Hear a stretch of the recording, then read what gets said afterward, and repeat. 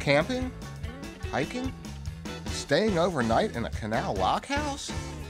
Join us for the next Parks Wreck and Roll, which goes back to nature and forward to fun.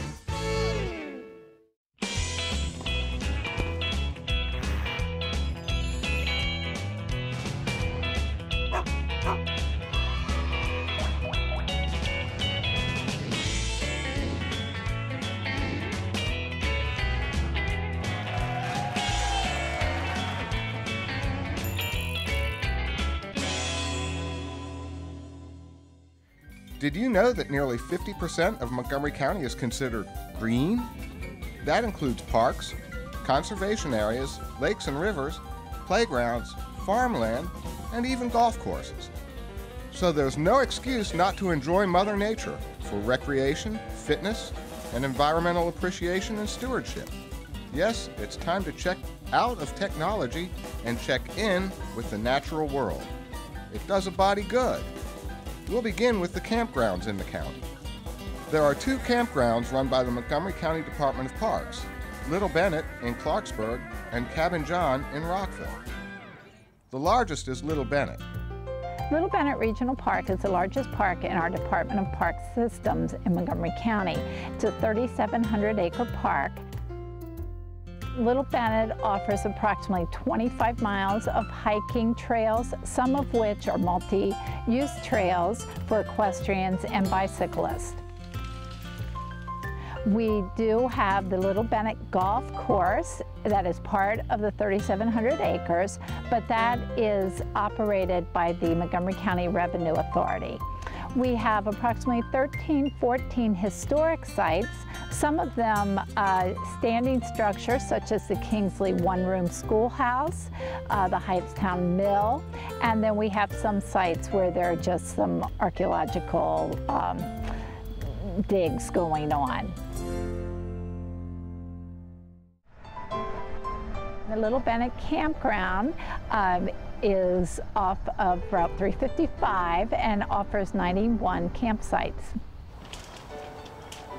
Hello, I'm here to check in. Okay, I get a parking pass? You're Great. Keep that on your front dash.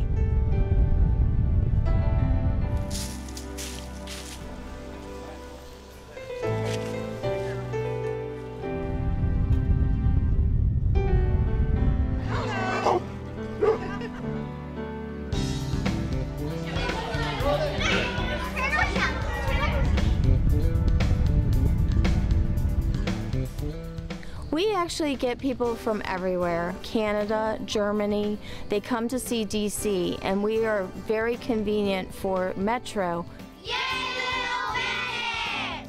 Girl Scouts, Boy Scouts, youth groups through churches.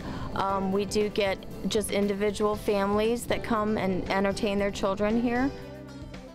We are not a full hookup RV campground, but we do have electric on our loops, which we have 30 amp or 50 amp service. Water is provided through the loop where they can fill their holding tanks, and then we do have a dump station that's free for campers. Water is on all the loops so that other campers, tent campers, can use the water. And our bathhouses are full bathhouses, full plumbing, hot and cold showers, and they are maintained daily, so they are very clean, and we do get a lot of compliments on that. We set down the tent, we spread it out, and then we staked the front, and then we staked the sides, and then we put the poles in, and then we put the rain cover on it. We're a group of people that come here twice a year and enjoy the outdoors. We used to work together. We taught in the county, and we're retired school teachers, and I highly recommend it. You know, I can't imagine not camping.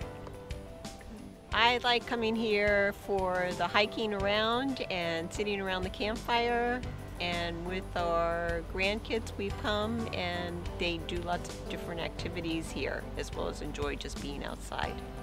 I'm from Silver Spring, Maryland, and my girlfriend's parents are neighbors to this campsite, and that's how we turned up here. We've been here for 2 full weekends and we love it. We want to live here full time. Little Bennett also offers seasonal job opportunities. When I'm here, I get to help make reservations, I get to help people check in, and then on Saturdays I get to help people with crafts, lead hikes, and have an ice cream social at the end of the day. And I think I really enjoy it's a different kind of work environment than most people are used to.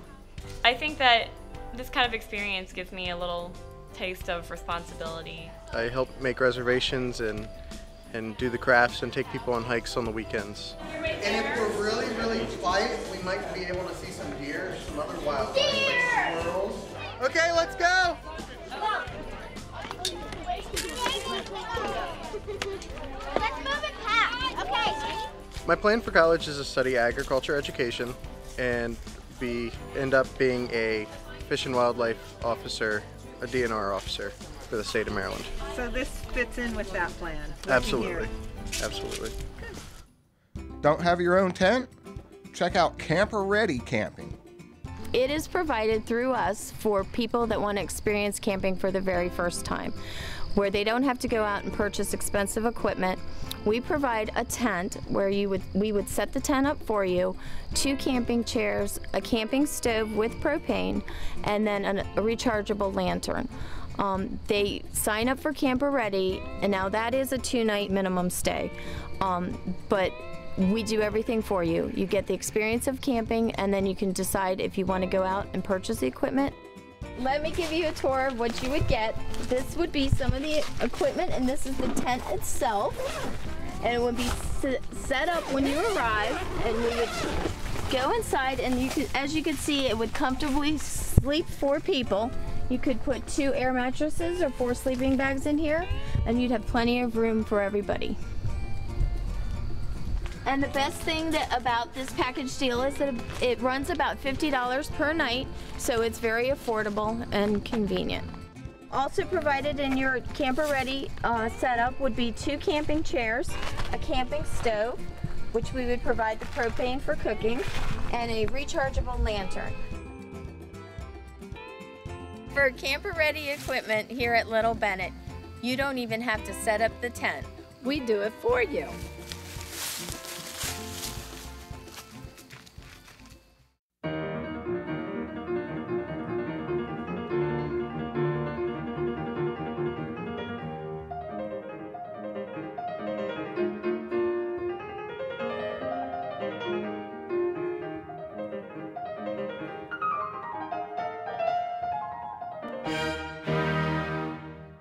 Camping is a great way to get outdoors and enjoy nature with your family. It promotes togetherness. The tent is not a large place, so you get together, you work together to fix meals, to set up your camp.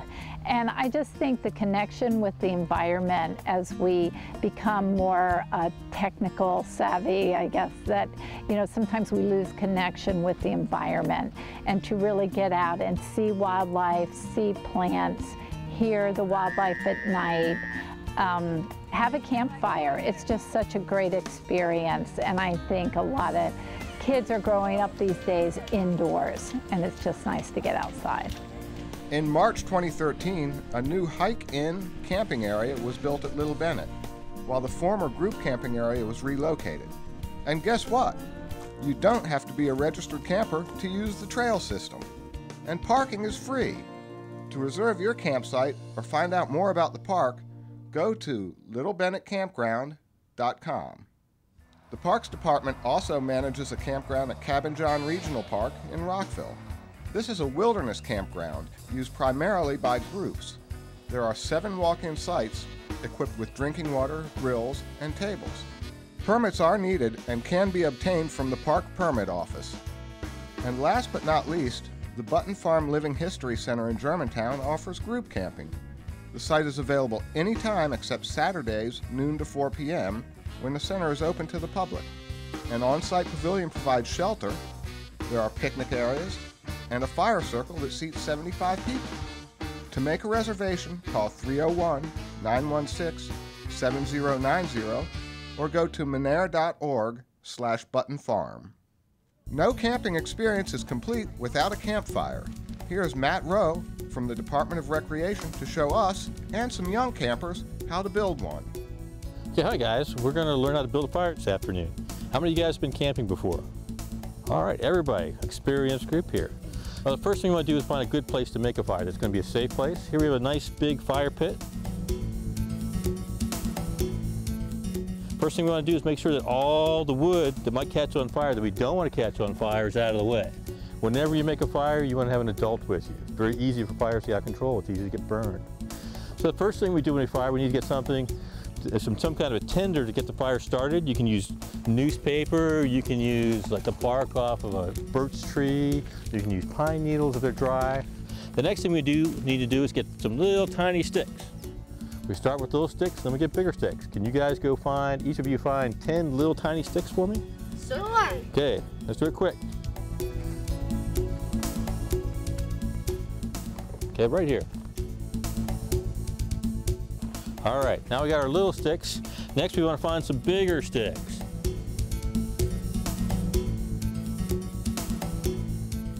Okay, good job. All right. Now first thing, make sure that they're dry. Keep on putting them on there, a few more. I want to spread them out so there's lots of air can get around the sticks. And we're going to get a little bit bigger wood on there. Okay. All right, you want to stand back a little bit. I'm going to light this.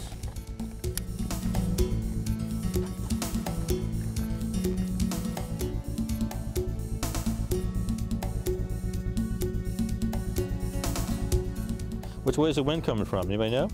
That direction. That direction, right? So the air's coming under here, coming up the fire. So if you stand where you're standing, what happens? Smoke. Smoke. Yep. We got a nice little fire going. It's always important when you have a fire that you have some water nearby too. If you do need to put the fire out, always try to keep it kind of vertical so you get more air underneath. It works a little bit better. So now we got to let our fire burn down a little bit so we have some coals, and then we can make some more. Everybody needs to go find themselves a stick, about this long, not too big, something to hold a marshmallow. Hi, Allison, Justin. Thanks for joining us. You're just in time for marshmallows. Okay, has everyone roasted marshmallows before? Okay. Couple rules, okay? No swinging around flaming sticks or flaming marshmallows, okay? If it gets it on fire, what are you gonna do? Blow it out. Blow it out. Blow it out or put it in the fire. And be careful, go out and come on over here and get started. Want to get them toasted, but not too toasted. Okay, Justin, you look like yours like getting towards perfection. You look like you're an expert at this. Let me know when you're ready for chocolate and graham crackers. Who's ready? I think I am. You got it? I do. Okay.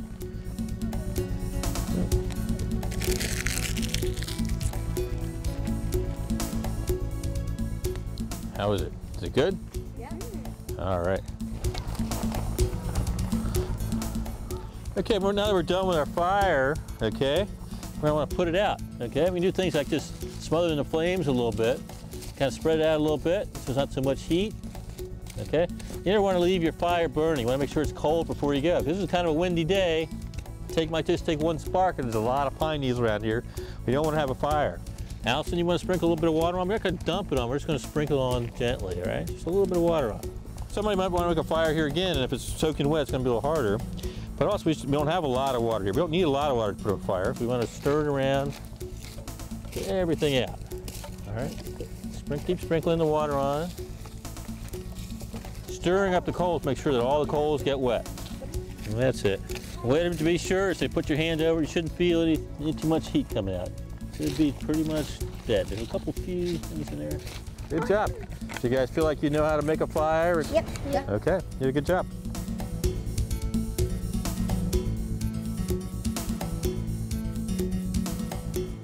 Kids can learn more wilderness skills by attending summer camp at the Department of Recreation or Department of Parks.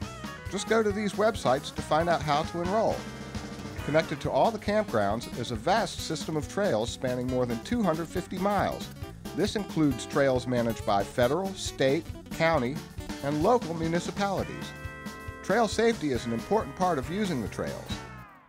Park Ranger Kristen Gregory from Seneca Creek State Park gives us some valuable safety tips. My name is Ranger Gregory.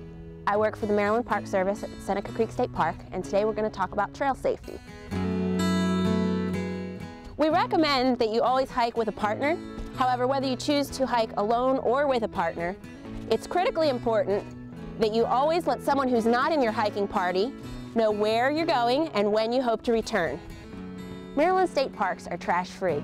We don't have trash cans here, so if you pack it in, snack wrappers, drink canisters, etc., pack it out. Take it with you when you go. Thanks, guys. Got it. Thank you. Bodies of water such as Clapper Lake make for excellent hiking destinations. However, it's not safe to swim in these lakes or to go out on the ice in the wintertime. Lakes in Montgomery County, however, are open to recreational use for boating. We have concessions over the summer, and you're welcome to bring your own boat to hand launch from our shore. Most of us carry a cell phone anyway. In case you get lost or injured, you can call emergency services from your cell phone. The cell phone is also capable of providing GPS coordinates. If you read the GPS coordinates to an emergency service personnel, it's critically important that you stay where you read the coordinates from so that when they find those coordinates, you're there waiting for them. Let's talk a little bit about what to wear when you're hiking. Layers are very important when you're hiking. You create a lot of warmth while you're hiking, but when you stop, that warmth dissipates and your sweat and the wind can make it very cold. Layers are very important for your hiking attire. I'm wearing 3 today, but synthetics are far more capable of keeping you warm and cool than cotton is. However good your layers are, your body's not going to stay warm if you don't eat. Bring snacks with you, bring water especially. Whether it's warm or cold, you don't just need the warmth, you need the energy to continue your hike. When leaving your car at any state park or trailhead, don't ever leave valuables visible in the car. Try not to bring them at all, but if you need to bring them, make sure that you hide them under a jacket or lock them in the trunk preferably. When I go running, I have a single key that I carry. I tie it to a sweatshirt hood or to a hairband, and then I don't have the keys jingling, but at the same time, the public can't access my car or my valuables. Dogs are welcome in Maryland state parks in most cases. However, they need to be leashed at all times. This is for the pet safety as well as for the safety of the public.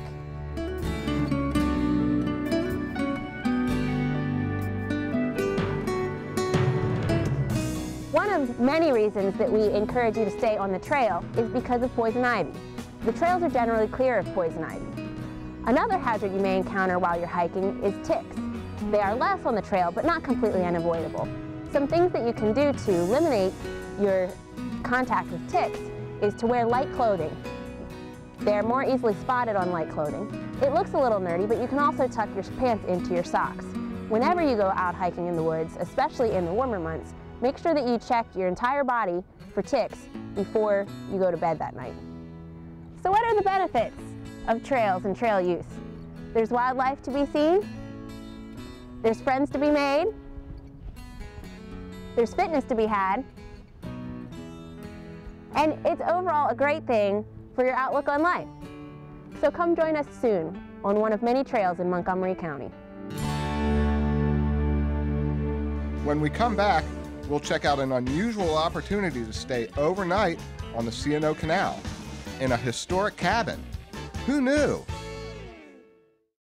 Here's your chance to save money and help the environment. Bring your reusable bag when you shop and you'll save 5 cents for every store bag you don't need. Retailers in Montgomery County charge 5 cents for the plastic or paper bags they provide. Why? Because plastic bags are the biggest single source of stream and waterway litter, causing pollution and flooding. And every year, Montgomery County spends $3 million on cleanup. So do yourself and the environment a favor. Bring your reusable bag when you shop, you'll fight litter and keep the change. Support Tree City USA where you live. Visit arborday.org to find out how to plant trees in your community and see everything trees can do to make it a better place. Welcome back. Today's show is all about camping, hiking, and enjoying the wilderness areas in Montgomery County. The C&O Canal has about 35 miles of trail bed here in the county. And did you know that the Canal Trust offers overnight stays in some of its historic lockhouses along the way? Check it out. The C&O Canal Trust was established in 2007. My name is Robert Mertz. I'm a board member of the trust. And we basically are working with the park in order to promote its interests, to help with interpretive educational programs, preservation of the canal as a canal, also preservation of the towpath. The C&O Canal was started actually on July 4th, 1828. It was finished construction in 1850. It goes 184.5 miles from Georgetown in Washington to Cumberland, Maryland. The reason for building the canal was that there's a change of 605 feet in elevation between Washington and Cumberland.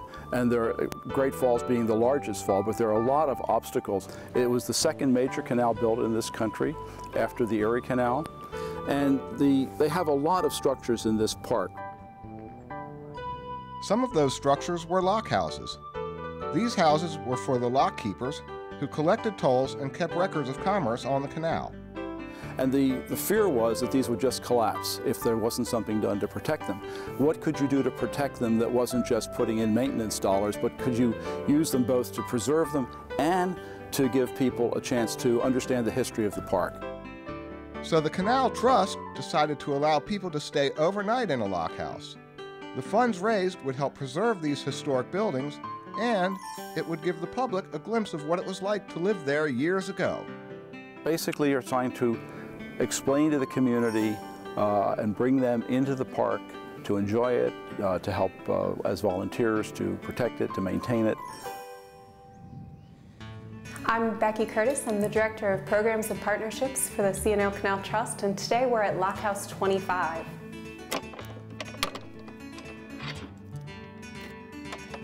So Canal Quarters is an interpretive, immersive experience within the park where you can register for an overnight stay. Each lock house is restored, furnished, and interprets a different time period and story in the canal's history. You can reserve for 1 to 3 nights, and to do so you'd go on canalquarters.org. From there you can choose which lock house would appeal to you most, which story, where on the canal you want to stay, and look at a calendar of dates. Each one has been, has had a theme, an interpretive and educational theme associated with it.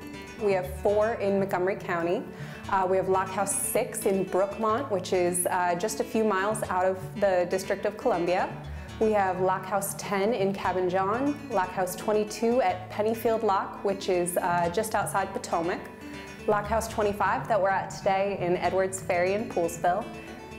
Each Canal Quarters Lockhouse depicts a different time period in the canal's history, and we really tried to keep the furnishings, the amenities, very similar to what you would have found as a lock keeper. So Lockhouse 25, the one that we're in right now, reflects the 1850s. There is no heat in this house. There is also no running water. In the more rustic lock houses like the one we're in today, the typical lock house is a 4-room house. Down here we have the dining room and living room.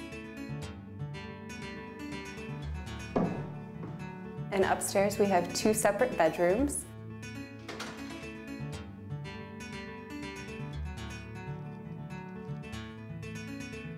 Here we are going into the basement of Lockhouse 25. We do have a full basement with storage capable of having your canoes and kayaks and bikes. It is quite chilly in the winter months, but in the summer this is the best heaven.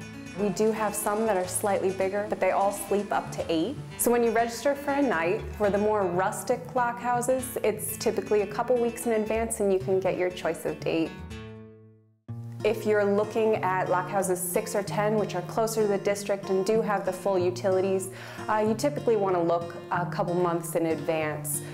Lockhouse 10 shows the other end of the spectrum of what you would get in a canal quarters. It depicts the 1930s. So you do have running water, a full bathroom with a shower, which if you are a through biker on the canal is just a wonderful, wonderful thing at the end of the day. Heat and air conditioning. And it's a very different feel to it, obviously, than the 1850s, how they would have lived. It's nice. Great. Great, yeah. Upon first impression, it is very quaint. It's like going back in time.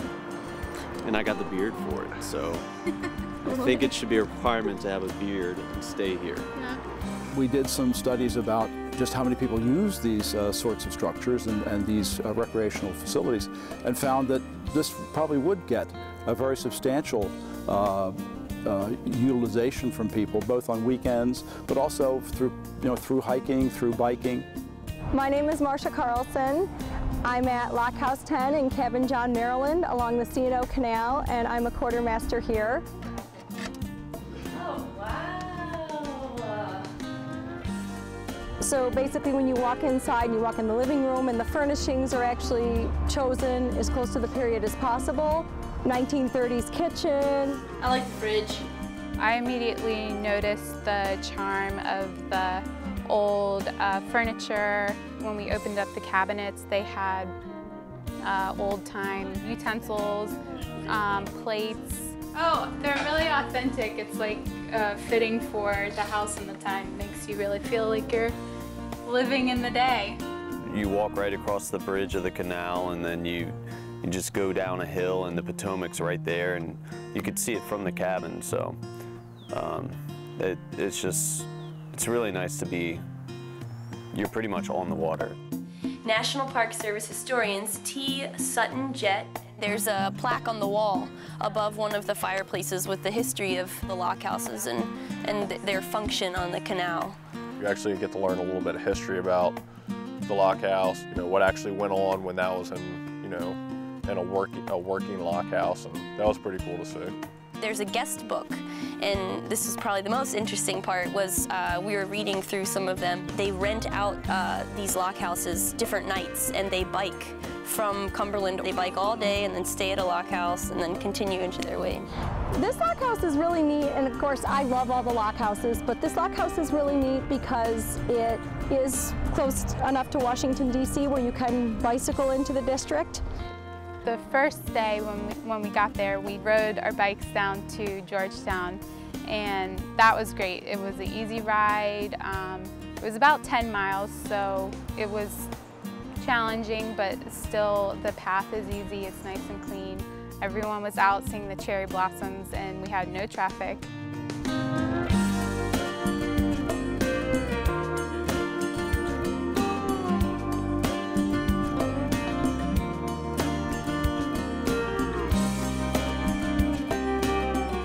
When we came back, we had a cookout.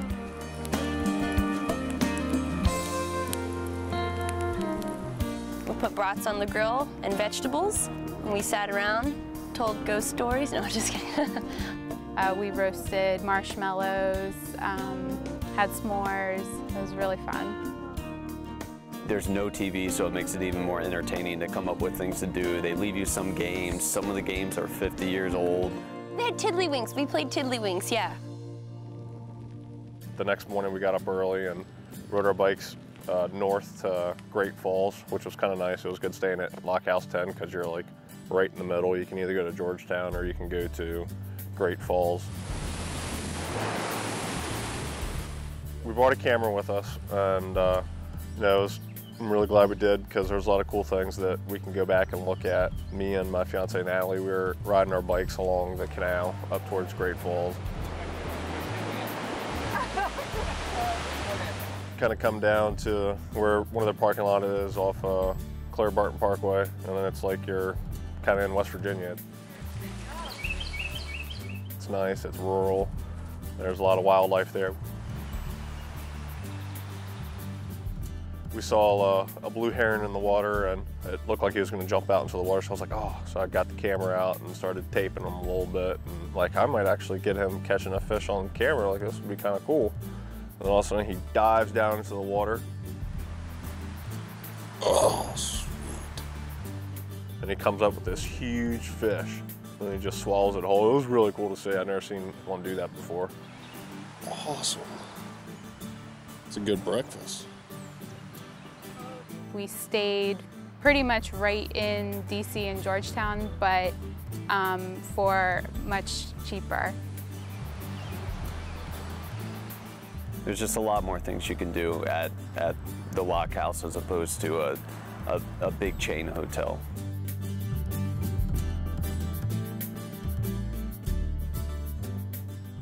For more info, please contact the Canal Trust at 301 714-2233 or go to canaltrust.org. So that's it for today's show. Hope it inspires you to get up and out and enjoy the great outdoors. Safe travels.